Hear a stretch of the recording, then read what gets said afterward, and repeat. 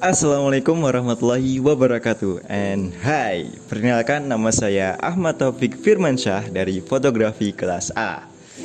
Dan di sini saya akan membahas mengenai fotografi analog.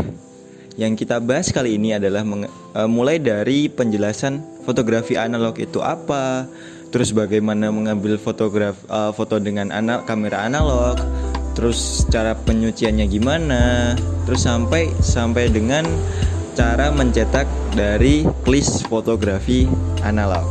Oke, kita bahas yang pertama. Apakah itu fotografi analog? Fotografi analog adalah fotografi yang menggunakan roll film sebagai media perekam ataupun media pekat cahayanya. Dan untuk roll film sendiri itu umumnya yang saya ketahui itu dibagi menjadi dua, ukuran 35 mm dan 120 mm. Apa bedanya? Ya sebenarnya cuman pada bagian ukuran sih. Ya. Roll film ukuran 35 mm itu merupakan roll film yang umumnya kita gunakan. Dan yang 120 mm itu biasanya digunakan untuk mencetak banner ataupun spanduk iklan. Dan untuk sifat roll film sendiri, dia peka cahaya. Jadi ketika dia terkena cahaya matahari secara langsung, dia akan terbakar. Terbakar di sini bukan gitulah, tapi tidak bisa digunakan lagi atau menjadi putih semuanya. Jadi apa bedanya fotografi analog dan fotografi digital? Intinya pada kamera analog dia menggunakan roll film sebagai media pekat cahaya dan media penyimpanannya. Sedangkan kamera digital dia menggunakan sensor sebagai alat untuk sebagai alat untuk menangkap gambar ke dalam bentuk digital dan media penyimpanannya adalah memori.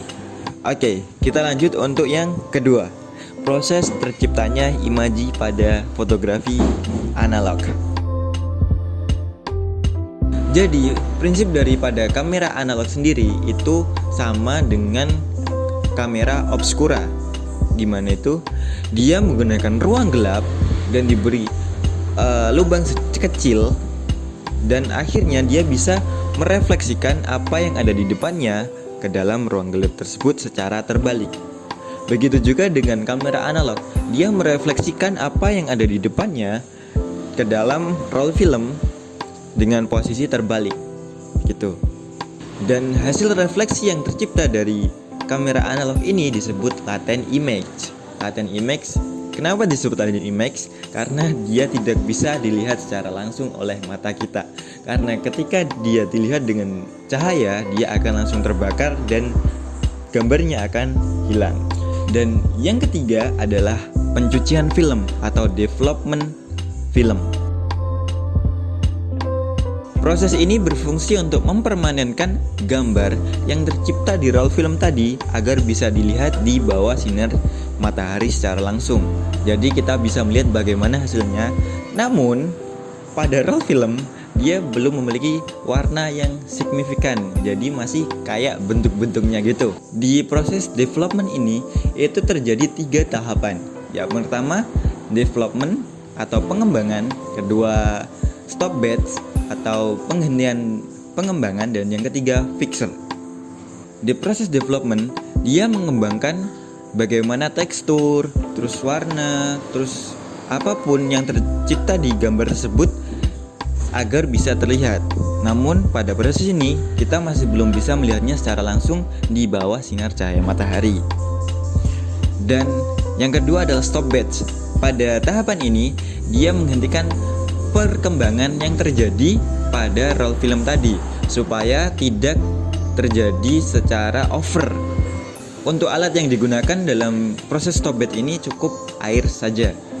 Dan yang terakhir adalah fixer. Di fixer ini dia memfixkan atau mempermanenkan gambar supaya bisa dilihat secara langsung di bawah sinar matahari. Begitu. Oh iya, tadi kelupaan. Untuk bahan kimia yang digunakan dalam proses development ini disebut developer. Dan proses yang terakhir yakni pencetakan foto. Setelah roll film dicuci dan dikeringkan, dia akan dimasukkan ke dalam roll scanner atau alat untuk men-scan bagaimana gambar yang tercipta dalam roll film tadi untuk diubah menjadi bentuk digital supaya bisa dimasukkan ke dalam laptop ataupun gadget kita agar bisa dicetak di bawah kertas, ada di atas kertas. Sorry. Oke, mungkin cukup sekian yang dapat saya sampaikan. Kurang lebihnya mohon maaf. Semoga bermanfaat. Saya Taufik. Assalamualaikum warahmatullahi wabarakatuh and ciao.